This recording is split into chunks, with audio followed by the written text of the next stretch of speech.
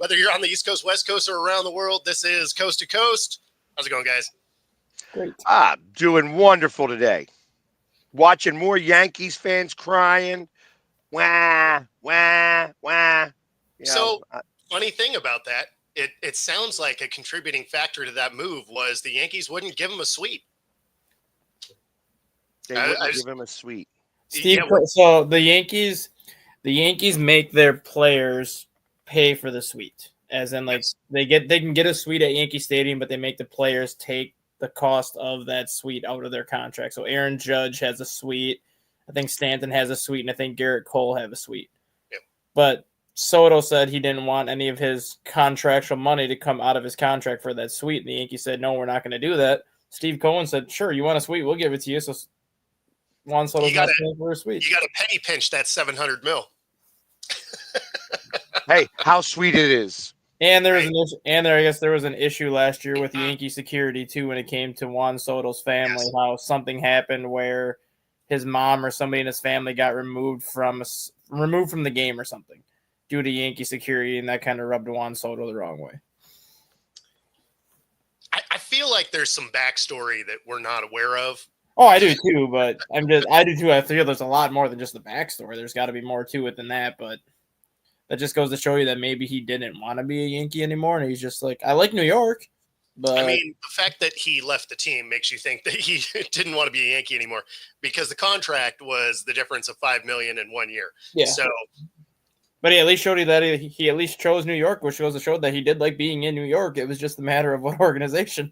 Yeah, I mean, that's kind of the extra little middle finger right there. You're just like, I'm going to stay. It's going to be the same money. Really wanted the suite. I'm going to live in the same house that I was living in last year.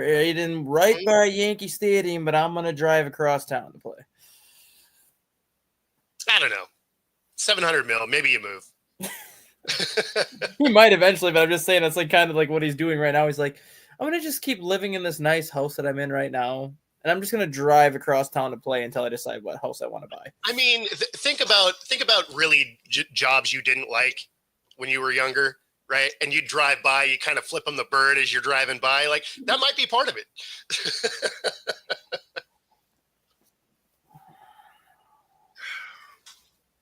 Not mad at it. Might be part of it. It's probably a big part of it. So... I mean, we're definitely going to talk about that, especially that last play. It was pretty amazing. You get the block, and then you still mess it up. That is the most Cowboys thing to do this year. How did they mess it up? So they block the punt, right? And as long as they don't touch it again, like you can block it at the line, it's not a live ball, right? Like if the kicking team recovers, it's still downed. Yeah. Well, one of their guys, the ball lands by him, tries to make a play on it, bounces off his arm, Bengals recover. And they run for the first down. First down. It's not at that point. It's not automatic first once down. It touches. No, but he actually advanced it, like I think 6 or 7 yards, like after the Bengal guy got it, didn't he? Oh yeah. Yeah, like he got it and actually ran forward, so they got positive yards out of it. Plus, do you think they would have learned that from the 90s? Hey, hold on. We blocked a field goal. Don't touch the ball. Right? Get away from. And it was funny because their special teams coordinator, he's like, yeah, oh, like so many emotions in like 2 seconds, and then they tear off a touchdown. It was a wrap. That was awesome. Love that. Love it. And implosion. And of course, Jay isn't here, but Joe is. So thanks for always showing up, Joe.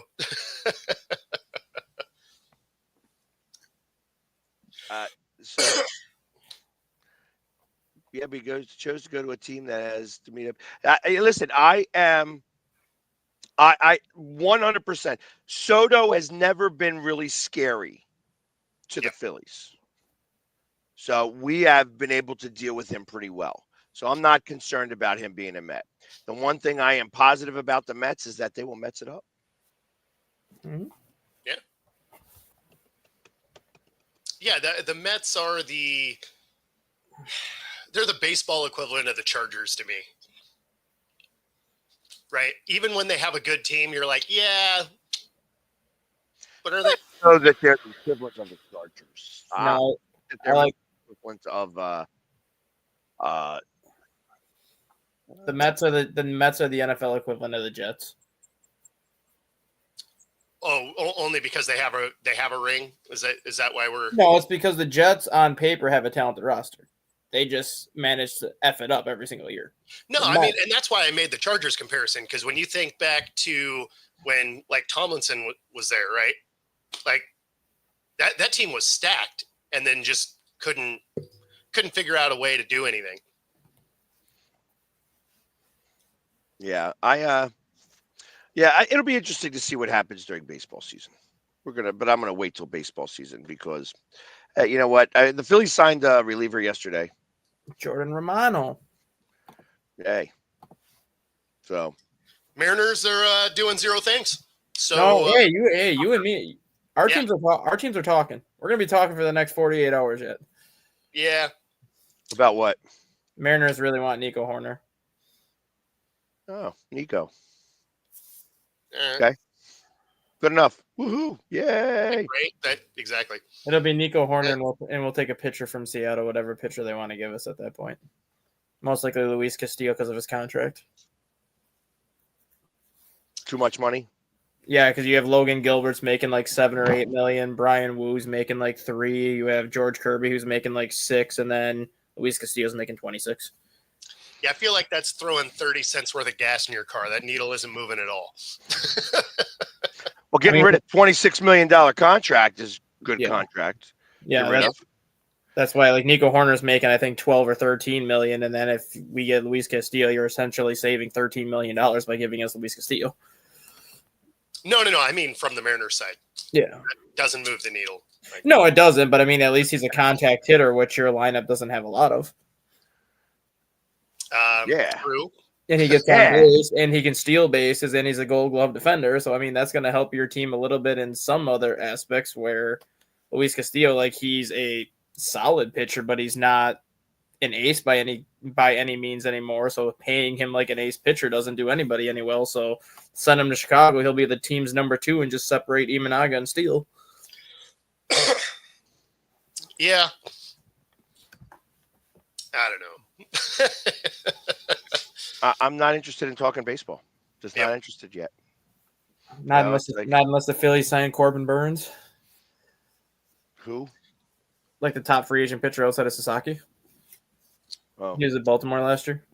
I mean, the thing is, baseball season. You remember Baltimore last year? Baltimore had a pretty good season, except their pitching. Their pitching was like the worst part of that team. Not Burns. Burns was like 18-6 with like a 2.4.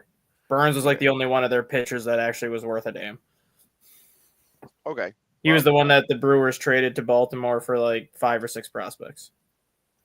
And he was the only one that stayed healthy. He was the only one that was worth a damn in Baltimore last year for pitching. Got you. Well, all of that, and he's still, they didn't do very much. So, and he's a free agent? Yeah, he's a free agent this year, yeah. All right. He's probably going to get like a 7-year deal north of like 220, 230. I am interested to hear about who's going to be playing our third base. And I'll be honest with you, not that anybody's going to trade for him right now, but I'd be asking around if anybody had any sniff of an interest in Trey Turner. I don't think people. A lot of teams would, but would the Phillies want to get rid of him? I would want to get rid of him. I personally would want to get rid of him. Yes. Now, not that he's ridiculous. Like I'm not giving him away for a bag of socks. But I am having conversations. I think that he was part of the change of mentality in the locker room. Okay. Yeah. And since he's gotten here, we haven't been able to recreate what happened in 22. Mm-hmm. And, they made a movie about him now. Hey, Trey Turner is back. And we all gave him a round of applause. Thank you, John. And the Philly captain. So the comeback, if anybody hasn't seen it yet, the comeback with my buddy, the Philly captain in it, it was critically acclaimed. Actually, could be going up for an Oscar. Really? Golden Globe is television, right? Yes. Or is that movie as well? Golden Globe is TV. Okay. Yeah, then it would be going up for an Oscar. Yeah. Hmm. Oscar and Emmy, I believe, is movies, and then the Golden Well, Globe. Emmy is more. I thought Emmy was daytime television. Thought Emmys would tell me. That's why I'm saying I don't. Are you sure Golden Globe's not is Golden Globes TV? Maybe movies. I don't know. I can honestly say I don't watch any of the award shows. I don't watch them either, but I don't know. Like it's No, So that's why I say like I don't know. So Golden Globe is movies. It's best motion picture. It's best drama. It's best. yeah. I think it's going up for Golden Globe, not an Oscar. Yeah, Although Oscar. because this is only a 30-minute movie. It's a 30-minute documentary style movie. And everybody thinks it's like, oh, hey, we all clapped for Trey Turner, but it's not about Trey Turner. It's actually about my buddy John. So great. So like the Netflix.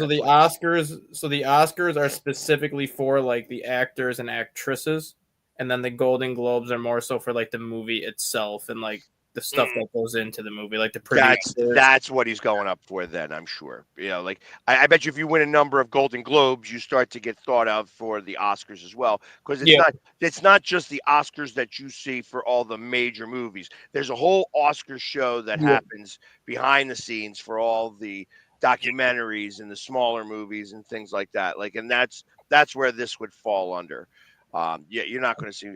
I don't suspect you would see my buddy John. Yeah, like Ryan Reynolds and like Will Smith and a couple other actors have gotten Oscars and Golden Globes the same year because they produced the same movie that they acted in. So they got the Oscar for the acting part of it, but then they also got the Golden Globe for being like best comedy, best motion picture, and things like that. Gotcha. So there's a way that you can get both in the same year, depending on how the film is and depending on who directs it. Well, if the people are watching and they can, nominate our show, that'd be awesome. but we're not a movie.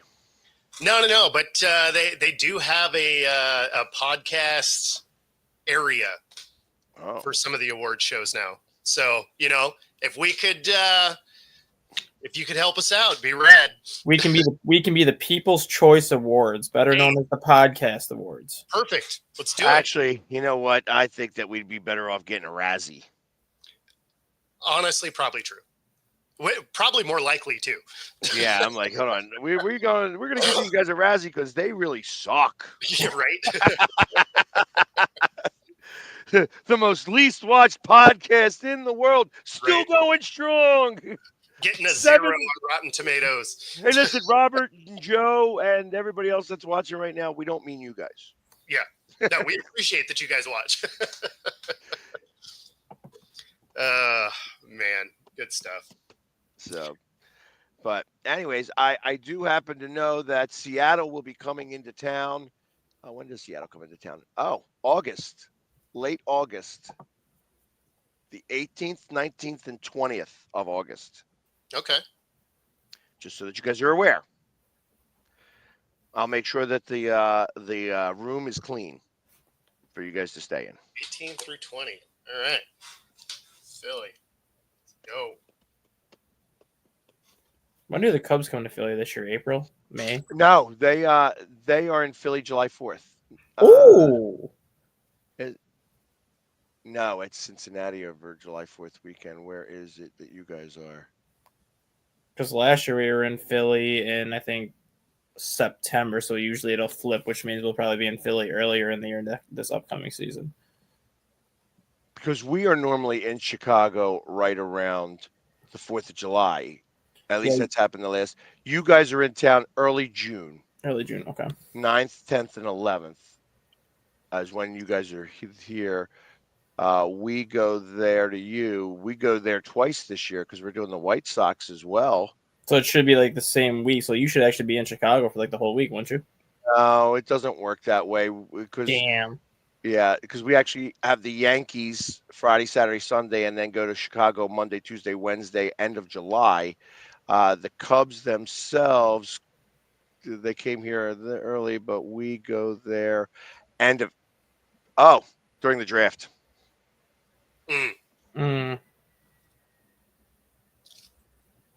Actually, because if I was to drive, it would be a long drive, but I could stop in Chicago and pick up the game on Sunday. That would be actually a way to do that. Yeah.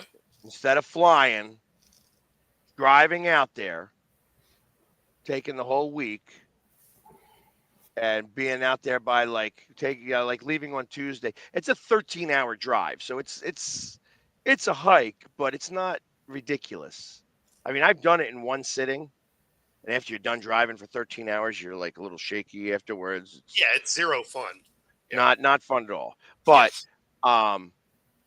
absolutely worth it to do that, to be able to come home and go to those and then stop for the Sunday game in Chicago against the Cubs. It would be my first time in Wrigley Field. Oh, you will love it.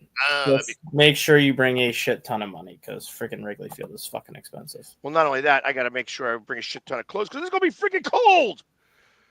April. Depending on where the wind's blowing, though. Chances are it's going to be chilly, but if the wind is blowing off the lake, you'll need to wear like a winter parka. But if it's just like a normal day, selling that it's not cold. No, because there's days in. So it's not that bad. Well, no, because there's days in June where it's like 95 degrees outside, and at the start of the game, it's 95 degrees outside. But then all of a sudden, by the fifth inning, the wind shifts and it starts coming up the lake, and all of a sudden, it goes from 95 to 70. So, like, there are times where that temperature. Yeah, but when it goes from 95 to 70, that's okay. Yeah. Because my short sleeve shirt was up like this. Now I'm putting the short sleeve. That's why you always have to look at the wind the day that you go to the game to get a sense of how cold it is. Because if the wind is coming off of the lake, it's even if it says it's 53 degrees outside, it's going to be about 15 to 20 degrees colder if the wind is coming off the lake. Yeah. And Frankie, actually, that is not true. Yeah. That was only the one time. And no, I'm not talking about with this MVP. I'm glad that Frankie put that comment up. I was going to say the MVP, that's Josh Allen at the moment. Well, no, I'm glad that he put that up, because that kind of falls into my new tagline at the bottom. Well, which falls into my tagline. Who are the 4 MVP candidates right now, in your opinion? The ones on my tagline? Well, I would say Barkley, Jackson, Allen are 3. And Pat Mahomes is going to get consideration because it's Pat Mahomes. Someone's going to give him. Someone's going to give him one. Someone's going to give him a vote, so he's going to be in there. But when you look at Lamar Jackson, Josh Allen, and Sam Darnold has more passing. I know you keep posting stuff that says, "Hey, he's got more more yards than Jackson. He's got more touchdowns than Allen, and he is, he doesn't have any. He doesn't have more rushing yards than Barkley. No, he doesn't. But if you're going to put it's always a quarterback award for the most part. Yep. And chances are, if you have a winning team, if your team makes the playoffs and you finish with like a really good record, you're going to be put in the MVP conversation, even if you deserve it or don't deserve it. I don't think Darnold deserves it, and I don't think Darnold is going to win it, but he is going to end up getting MVP consideration at the end of the season if he keeps playing at the level he's playing at right now. Because he's gone now 4 games without an interception. He's got, I think, 10 touchdowns and 0 interceptions in his last 4 games. If he can do this the next 4 games, because he's got Green Bay and Detroit at the end of the year, if he keeps playing well enough, he will put himself in the You guys had one good game, and the last 2 games, we talked about how they stunk for 3 quarters and how he pulled it off in the 4th. 2 games in a row, you said like that, and then you just happen to have a good game against Atlanta. That stinks out loud, by the way. So, I mean, not for nothing. The fact that you even got him sniffing it, I'll give the sniff. He is 11-2. He is 11-2. He is playing pretty well. I'll give him the sniff. And I would still have Goff ahead of Darnold. I would. There was people on NFL Live yesterday, and there was people on I forgot what other NFL show I was watching that said they would vote for Sam Darnold for MVP if Minnesota keeps playing at the level they're playing at. Just because as good as Justin Jefferson is, outside of the 2 touchdowns that Justin Jefferson had this past Sunday, Those are his first touchdowns in over 2 months. So it's not like Jefferson's been the one carrying the load for Minnesota. It's been Darnold spreading the ball out and getting everybody more actively involved than anybody ever was.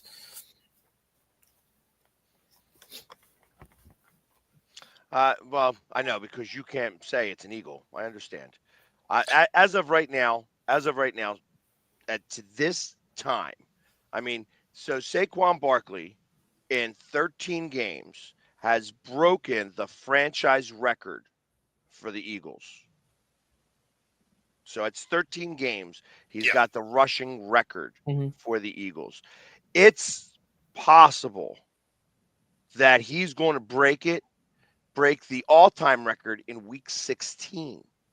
Yeah, if he does that, I would say there's a really good shot he wins. Like as it sits today, I think Josh Allen would win. But I don't think so because he lost the last game. Even though as great of a game he did, he lost the last game. And that's kind of why I think he would win because he put up 42 points on his own. It's the defense that freaking shit the damn bed against the Rams. It wasn't him. That's the thing, right? He single-handedly brought the He ain't kicking extra points. He got 36 points. Let's be real. Yeah, but he single-handedly brought the Bills back though. Like no. I mean, it's so even in a loss like that was good, but numbers obviously aren't everything because we're not talking about Joe Burrow in this, and he's having a fantastic year. And that's the one name. His defense can't stop anything.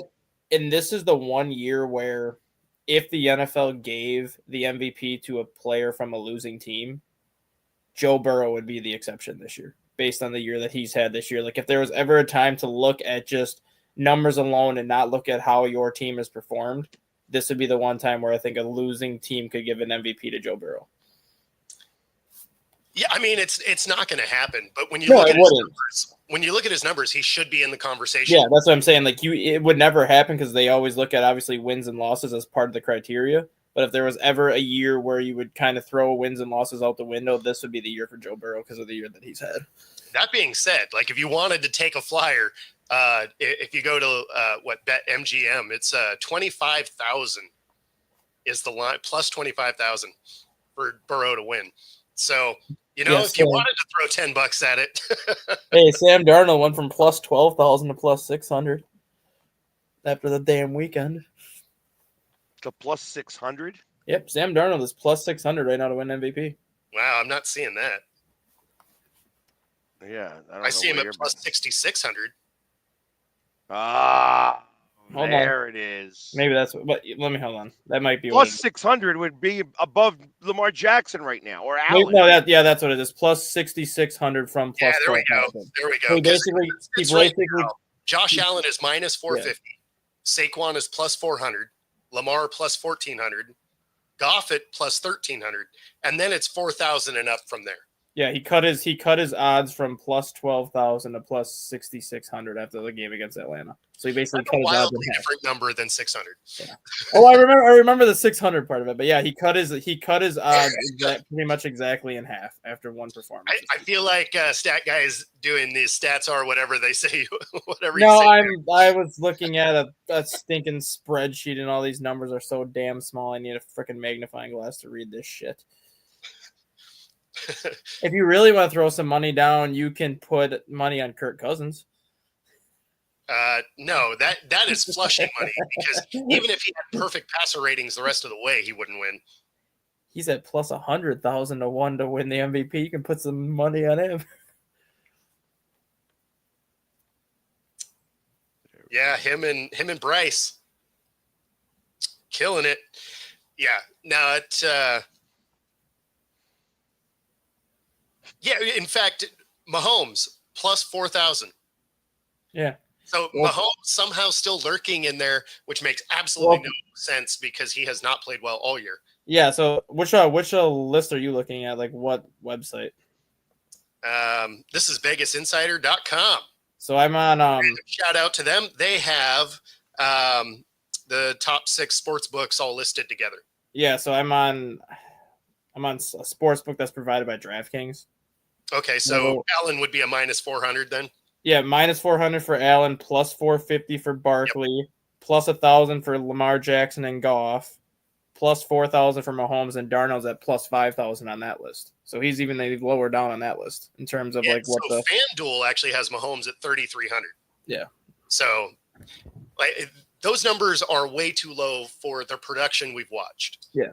And it's just because it's the Chiefs are 12-1. It's just because it's Patrick Mahomes, and as long as everyone knows, as long as Patrick Mahomes plays and is healthy, if the Chiefs are winning games, his name's going to be in the MVP conversation every single freaking year, even if he doesn't deserve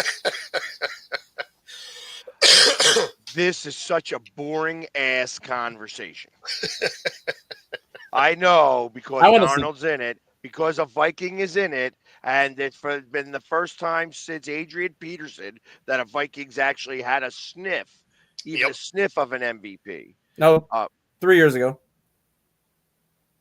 Justin Jefferson finished third in the MVP voting when he won the Triple Crown for wide receivers. Great.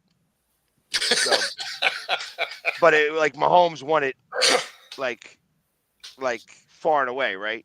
Yeah, that was actually Mahomes was number one. I think Hurts was number two. Yeah. So yeah. And speaking of betting, you can do it right alongside us here on Coast to Coast by using the QR code on the screen. Your first 3 deposits up to 125% of those, and a 10% bet guarantee if you happen to lose by betting on Kirk Cousins. And you may have to take advantage of that. And of course, if you are here in the Pacific Northwest, you can use this QR code on the screen. Free 5-day pass at any of the 3 locations, whether it's Bellevue, Ballard, or University Village. True Fusion Gym. Yeah, you know what? Good enough. There we go. I want to know what bar is. So you're using like a ballet bar. So you're doing work with that bar. So yeah. So I got one more. That was a great explanation. That was fantastic analysis of working out there, Bo. Well, I can honestly say I haven't taken a bar class. I just happen to know that they use the ballet bar. Yeah. They go to the bar and they work out. 12 ounces up, 12 ounces down. I've done a fair amount. Actually, 12 ounces up, 11 ounces down. 11 ounces up, 9 ounces down. You know. So I wanted to ask you guys a question about Darnold yesterday that I never got to ask, and because somebody made a very good point on it, just because the year that he's had, he kind of has the Vikings kind of eating out the palm of his hand right now if they want to extend him. But he also has teams that are looking for a quarterback this offseason kind of on the other hand. And the question was, if you're Sam Darnold, do you hit the open market and try to maximize your value knowing that you could get put back into a similar situation like you were with the Jets, where if you go somewhere, you're going to most likely go to a shit team that needs a quarterback and you might not have any talent around you? Or do you stay in Minnesota where the system you're in right now has proven to be beneficial to you, and you can make the case that Sam Darnold has proven that he is a system quarterback and that this system works for him? So if you're Darnold, right, just to put a bow on this thing, you go get your money because you haven't made any yet. You haven't been anywhere good. You have the opportunity to get money. You're not going to a championship caliber team after this year, right? Like, and even if you stay, you're not on a championship caliber team this year. No, but he's not going to go somewhere better, is what I'm saying, right? Like this is his best shot at anything. So go get your money because you're probably not getting a ring. Go get paid, because up to this point, he hasn't played well, hasn't made that bag yet. He has the opportunity to leverage that. Do it. Go play for the Giants. No, he won't go back to New York. I don't think at any end. So I was reading this morning, moving away from the Vikings here, is Mayo might actually be on the hot seat, which is interesting considering they didn't give him a team worth anything. But it sounds like he might be playing into a situation where he's playing for, coaching for his job. Which I don't understand how you can do that for a first-year head coach who has no talent on the roster. roster. Literally drafted Drake May, and he started Drake May 6 weeks in, because he even admitted that Drake May wasn't ready after the preseason, so that's why he went with Jacoby. And since they've gone with Drake May, they've been for the most part competitive. They're not winning, but they've been more competitive with Drake May than they were with Jacoby. Yeah. No, I mean, it just, that one seems premature. It kind of seems like the Frank Reich situation in Carolina last year, where Frank Reich that's a different animal, though, because the Panthers owner, right, Tepper's a head case. Well, no, exactly. But, why would you fire Frank Reich 11 games in knowing that you literally drafted Bryce Young #1? You didn't have any supporting cast around him last year. Of course he was going to struggle last year. You can make the same argument right now for Mayo. If he's on the hot seat, you have Drake May and you have Ramondre Stevenson. And outside of those two, does he really have much of a roster that's around that team right now? It's going to take him 2 to 3 years to build up that roster. Yeah, it seemed like an odd thing, right? Some of the coaches that are out there on hot seat make absolute sense. That one doesn't make any sense to me. The only thing that I can think of is their locker room issues between him and some of the players, or between maybe some players are buying into his coaching and some players aren't. And if you have that locker room problem, you don't want to have it get worse. Is this the Patriots? Yeah, Gerard Mayer, the Patriots head coach. Yeah, Gerard Mayer. I mean, I was trying to put this all together. Yeah, Gerard Mayer, who was Bill Belichick's defense. Who said this? Who said that he's on the hot seat?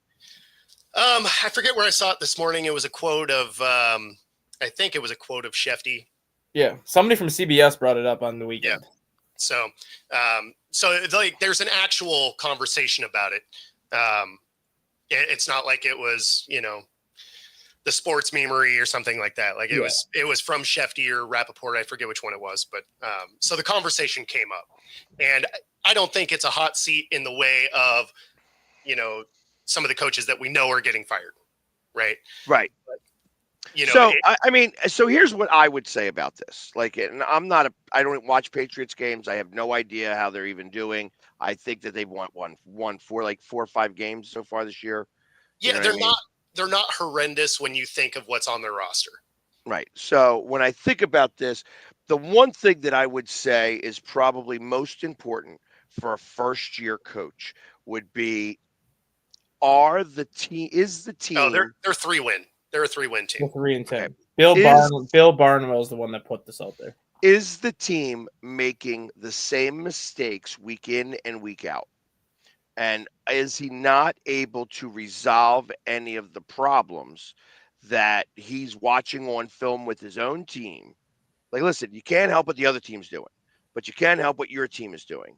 And if you're making the same mistakes week in and week out and you're not resolving the issue, I could understand where the conversation would start on that.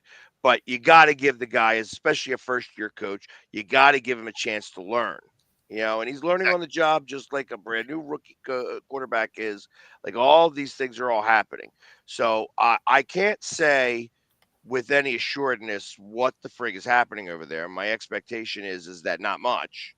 Yeah. But I feel that to have that conversation means that somebody is delving pretty deep into the Patriots, and they're seeing similar things happen, things that a coach, even a first-year coach, should start to rectify, and they're not rectifying it. And that's where I feel that conversation may stem from. Yeah, and that's where in the locker room end of it comes in, right? Yeah, if there's something amiss there, because it's not like you thought they were going to win a lot of games. When you saw their roster come together and a first-year head coach, you knew this wasn't going to be a great season. Yeah, the direct quote from Bill Barnwell is, "The Patriots have shown signs of life this season and have still managed to disappoint their fans. Yes, Drake May is a positive step in the right direction, but Patriot fans have also gotten on Mayo for a lot of his late game decisions and for some of the frustrating play on offense." I'm okay with some bad clock management decisions, stuff like that early in the year, right? As you're kind of getting your sea legs as a coach. Because again, first year coach, you're Mhm. going to make mistakes. You're going to mess up some of those game time decisions. But that's another one where are you making similar decisions now that we're 13, 14 games in? Yeah, and that's the other part of this. They basically said, I don't think the Patriots would let Mayo go 1 year after letting Belichick go. But with 4 games with teams that are 500 or better the rest of the way, the Patriots lost their best chance to win any games in December. There is a good chance that the Patriots could finish 3-14, and if that's the case, Mayo deserves some of the blame, but the ultimate blame must fall on Elliott Wolf, who did not give Mayo the type of roster to work with. Yeah, well, I mean, you definitely have to look at the GM, right? Because at some point you got to look at the guys that are on the field. Now, as a coach, you have to make them better, right? You got to go win games regardless of who's out there. The hardest part. However, this kind of goes back a little bit to now Ben Johnson. Sure. Where it's like, okay, we're considering making a change at the general manager's position. And maybe in the process of that, I would fire Mayo to bring in Ben Johnson. Sure. And allow coach and GM with a very young quarterback who, like that fell into his criteria of stuff. Mm-hmm. That makes a little more sense if that started to grab some legs. Well, I mean, we did that exact thing here in Seattle. Mm-hmm. We had Mora for 1 season, and then we brought in Schneider and Pete Carroll the next year. Mm-hmm. So, I mean, it's definitely not outside the realm of possibilities. The Bears and the Patriots make a ton of sense for that thing where you have a young quarterback, Caleb Williams, Drake May, and then you could essentially get new GMs. Granted, Ryan Poles is rumored to be getting an extension. If that's the case, chances are if they give Poles a 4-year extension, then they're going to – if Ben Johnson goes to the Bears, then he's going to have a 4-year contract. But if those are the criteria that he's looking for, where he wants the GM to be linked to his contract and to have a young quarterback, the Patriots and the Bears make the most sense because of the position they're in with their young quarterbacks. The problem with Gerard Mayo being hired, and I didn't want to overreact when they made the hire last year. Everybody knew that whoever was taking over for Bill Belichick was going to be seen as not a good coach if he wasn't going to have instant success because of the success that Belichick had. I just think the Patriots took the easy way out by hiring somebody that was on his staff last year, as opposed to maybe getting somebody else from outside the organization to come in. Because Mayo, you didn't have the pieces to attract a high-level person anyway. You didn't, but if you would have went outside the organization, you might have been able to get like a different viewpoint. Like Mayo's been in that organization now as a player and as a coach for 13 years. Sure. Like he's seen how Belichick has done things. He's seen how Robert Kraft has done things. But essentially you're bringing in a new coach that still has that same Patriot mindset as to how things have went versus if you would have went out and got somebody else. You're bringing in a different viewpoint. You're bringing in a different mindset. Maybe the roster's not great, but if you have different assistants that this other coach brings in, you could have different results. Yeah. And Frankie, I'm not calling for this guy's job at all. I never like seeing a coach getting burned year one, especially a rookie coach. Like it doesn't make any sense to me to do that. I mean, you bring in a rookie coach and really even any first year coach, generally you need some time to put the team together. So I'm not a fan of firing right away. Obviously here in Seattle, it worked out with the Pete Carroll situation, but even at the time I felt bad for Mora. He comes in, he had a bad year. It was a 4-win season. So it's not like he was lighting it up or anything, but at the same time, you don't have enough time to build anything either. So in no way am I calling for Mayo's job here. But if they were going to go after a guy like Ben Johnson, who wants a GM to come in at the same time, looks like has their quarterback situation kind of figured out, younger guy, it does look like a situation where if you like Ben Johnson over Mayo, maybe you do pull the trigger on that. Funny thing is, I know that my stepdad was telling me that Bill Belichick would have no interest in college, but it looks like he's going to become the North Carolina head coach, which I think is hilarious. Because I just cannot see Bill Belichick coaching in college. I just, it's the recruiting. Like that's the part I can't wrap my head around. Yeah. So Can you see him on a kid's like at the on the couch in their house? I don't even know if he's going to be doing the recruiting, honestly, because he's bringing his son, the one that was the defensive coordinator with him a couple of years ago. Is it Steve Belichick or whatever, or Steven Belichick, whatever? Yeah. He's bringing him with him to North Carolina because ultimately Bill Belichick wants to hand the job over to Steven when he's done. Sure. So it leads me to believe, is Steven going to be the one doing the recruiting? Or is Bill Belichick just going to hire some top-notch just recruiting expert and let that guy go to all these guys' houses and be like, come to North Carolina, you can play with Bill Belichick. And then Bill Belichick kind of just sits back and is like, oh, all right, you got me this 5-star guy. You got me this 5-star guy. I'll just see what I can do with them when they get here.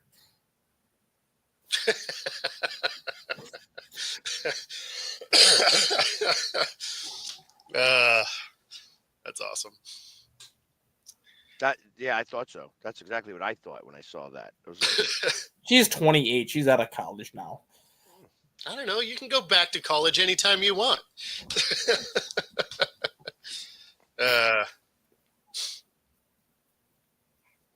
Well, I'd go back to college to date her.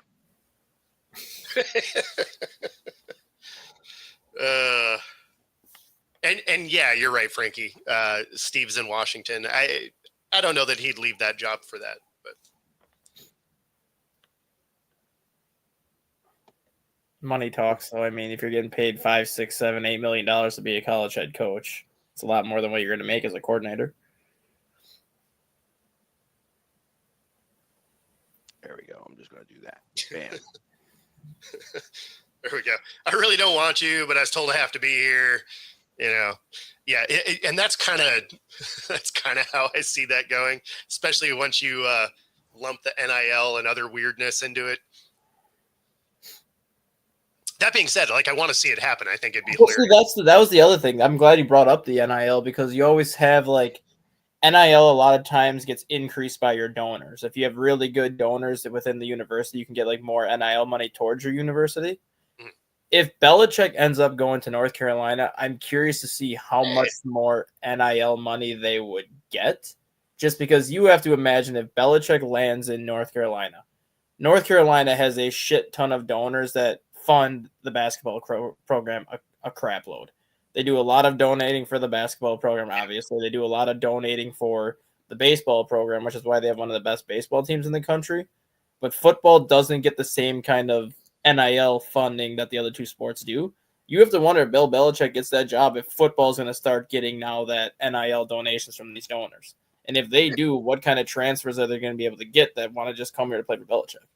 Well, I mean, and that's kind of Frankie's point here, right? Is, you know, some of the guys will want to go there because it's Bill. Yeah, and I think that's what North Carolina wants because North Carolina wants to start to become that ACC power. They don't want to be looked at as the little brother to Clemson, a little brother to Florida State, and some of these other schools that have kicked the crap out of them for the last decade. They want to start to be known as the big brother, I think. He's not getting her a ring. Like, you know, maybe a glowworm, right? Juice box. A ring pop. That's right. Mystery flavor. You never know what you're going to get. And I don't see Belichick going to Dallas. I don't see that being a thing. Him and Jerry would not work well together. No, exactly. It'd be an exciting circus to watch, but they do not work well together. No, that's why I keep thinking Rex Ryan to the Jets would be hilarious. You know, if Rodgers stays, that dynamic would be so fun to watch. It'd be terrible football, but it'd be hilarious to watch. It'd be terrible football, but at least Rex Ryan has a history with Woody Johnson, and it's actually not a bad history. Like, they actually do get along really well. I'm not saying he wouldn't be a good coach there. I'm saying his dynamic with Rodgers wouldn't be good. Oh, it would be good because he wouldn't let Rodgers wouldn't be able to take any shit. He'd be like, nope, you're done. You're sitting over here for now. Rodgers would just quit. Like, yeah. Let's be honest. He would just go somewhere else.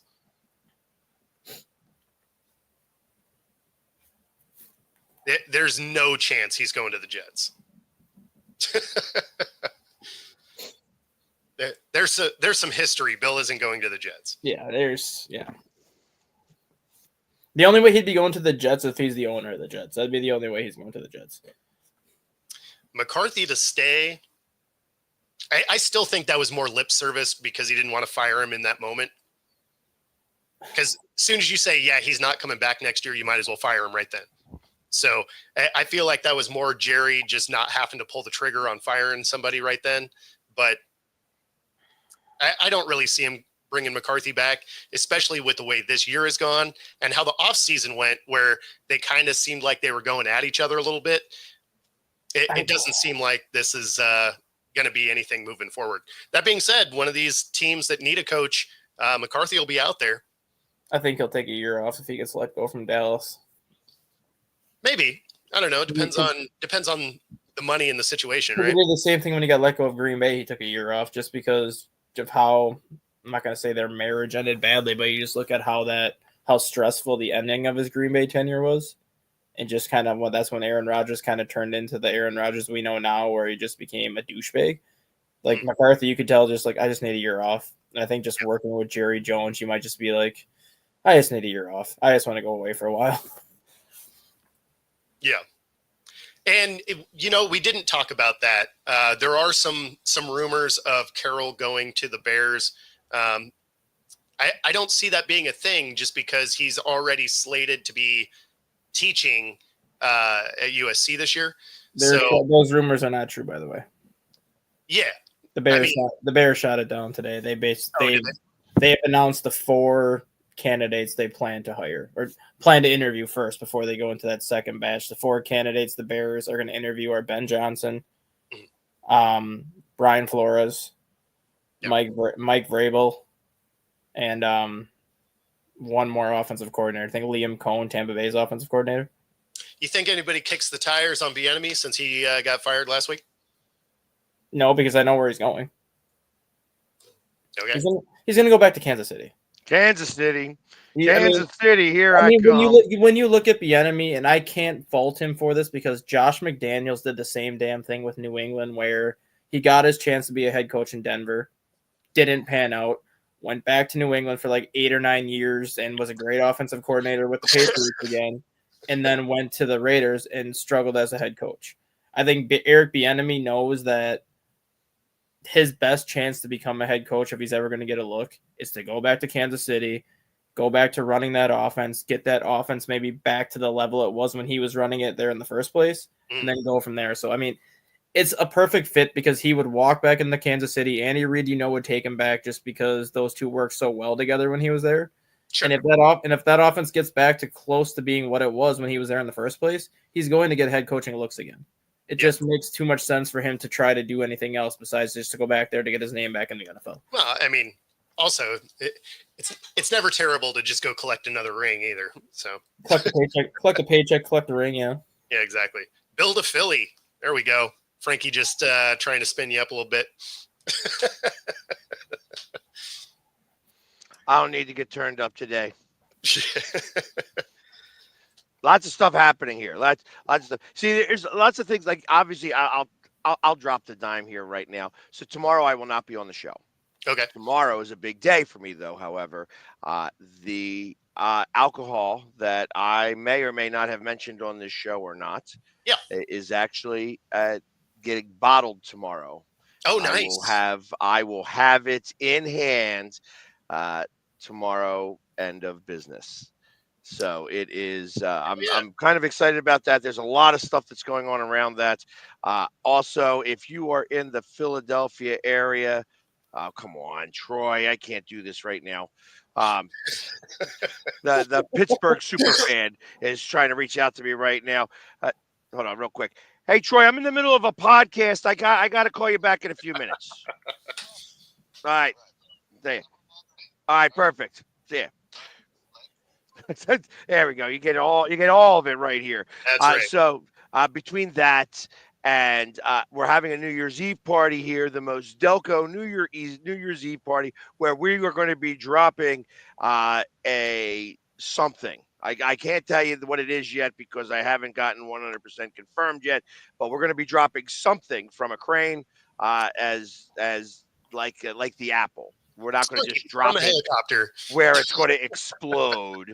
It's going to be lowered, and it's things like that. So it's so there's a lot of things going on today that so I can't get riled up like that. And on Thursday, and I think there's some tickets still available. Again, if you are in this area and you know who Jordan Spector is, Jordan Spector is releasing another card in his Immortals collection, and it's Allen Iverson. And I am going to be a guest bartender for the Allen Iverson event. So I am going to be bartending for Allen Iverson this Thursday evening. So Nice. there's a lot of stuff going on with the Philly sports guy, and that's why it's like I'm trying to manage the texts and things like that, along with the fact that our friend Josh Shapiro is going to be coming to our tailgate this Sunday and managing some of that as well. I mean, there's just a lot is happening with the Philly sports guy. The Philly sports guy's got his fingers in all the pies. I got blueberry, lemon, cherry, strawberry, cheesecake. You know what I mean? I'm doing it all over here. Lots of pies. You got your hand stuck up Willy Wonka's ass. I will be bartending in makeup. Yes, I will be. Nice. So, and I have to go out and get an Allen Iverson jersey. I don't have an AI jersey. Yeah, get a throwback one. Get the old I have that. I have to because I have the shorts. Which ones? Do you have the black with the red and the Sixers? Like it's going to be like the Sixers logo they had when they went to the finals in 2000. That logo. Yes. Oh, I would even go older than that. I would go like when the red, white, and blue Sixers jersey for like the logo they have now. But like their 70s style logo, they have an Allen Iverson jersey in that with that logo. But then I gotta get the shorts to go with it and everything. Like this is, I ain't made of money. I don't have it like that yet, where I made millions of dollars. He froze. Poof. Okay. I saw him freeze. There he is. Cool. Yeah. So Comcast, incidentally, as awesome as they are coming back out on Thursday to try and fix their shit some more. They've been man, I am so frustrated with them as a carrier, and sadly, like I just don't have another option. But I mean, you can't do like T-Mobile or anything out there. Yeah, so like I got trees around me. It's so any of the satellite ones aren't going to be great. You could do like fiber though, like T-Mobile fiber. No, so my particular street, I don't have fiber down here yet. Damn. So it's just because of where I live. It's awesome. It's awesome. I mean, so, Seattle Mariners used to be called T-Mobile Park, and you can't. Well, no, like the thing is I could use a T-Mobile hotspot. Yeah. The problem is to broadcast it's not the best. That's why I was asking if you could do T-Mobile fiber, because if you were able to do fiber, I would just freaking switch to T-Mobile fiber. Yeah, no. If it was an option, I 100% would already have done that, because clearly, I mean, Comcast is a big company. Comcast should be able to do fiber. I don't know why they don't. Like Spectrum too. Like Spectrum is also a big company, especially in Wisconsin, and there's only certain parts of Wisconsin that have the Spectrum fiber. Spectrum is Xfinity. Yes. Well, it's called Spectrum here though. But like Xfinity though. Yeah. Spectrum. All right, so Xfinity was owned by the guy who owned the Flyers, Ed Snyder. Yeah. That's what happened. Which is all Comcast. Yeah, this is Comcast, just so that you know, every bit of data that comes into the country all goes through Philadelphia, all goes through Comcast. Yep. Every bit of it. It's not called Comcast even at that level. It's actually called something different. But it's all Comcast. It's Xfinity here too. I just call it Comcast because that's their bigger thing. Like if you really want to call it what it is, it's Viacom. Yeah. Right? Like that's how it all started. There's like certain areas like where my house is, we have the capability to do fiber optic. So I have fiber optic internet. But if you drive 2 blocks down the street, they can't do fiber over there. So it's just wherever the fiber is ran. Well, And I mean, there's lots of places like that. Hey, you could live in this place, so you could have natural gas. You can go a block down the road, and you have to have propane because there ain't no natural gas there because they didn't run the line. also true where I live is the houses behind me have gas. My house does not, because my particular street only has 4 houses on it. And so they didn't bring any of the cool stuff to our house. And so sadly, Comcast is my best option, which is unfortunate because it's not a great option. If I had fiber as an option, 100% would do that. And you can't upgrade to make it better. Like now at this point, I'm going to ask about spending money. I'm going to spend your So money. I already pay for their 2 gig service, so I'm not paying for their basement crap service. Like this is their 2 gig, really unreliable shit. So yeah, no, I mean I'm spending money on it. That's another reason why it's so frustrating. I mean, because you should have a repeat. You should absolutely have a repeater that you are hardwired into the repeater. Yeah, so I actually have commercial repeaters in my house. So right. It's not that. It's either their line coming in or it's their equipment that buffers between. So because it's none of my Wi-Fi equipment, because it's all the stuff that I used to run for my business. So I have all of that in my house. So so sadly they're coming out yet again because their TV end of the deal went down Saturday. I missed all of the conference championship games. I ended up having to leave to see any of those. And then I missed the first half of Monday Night Football because their system just wasn't working. So needless to say, it's a point of contention. And I'm still trying to find someone that would be that it wouldn't cost me an insane amount to bring fiber down my street. But yeah, man, something has to change because this is ridiculous. And that being said, we're at the end of our rope. We sure are. Way to wrap it up on Go to Hell Comcast. And we will see you all tomorrow, except Pags. So, I will not be here tomorrow. So, or I might call you up. I might show up. Yeah, definitely send me the link because I might show up from the distillery. Oh, that'd be cool. Yeah, definitely try and do that. Other than that, if you're watching on YouTube, be sure to like, subscribe. Helps us bring our content to you. And if you are watching on Roku, stay tuned for the next hour. Otherwise, take it easy, everybody. Later, guys.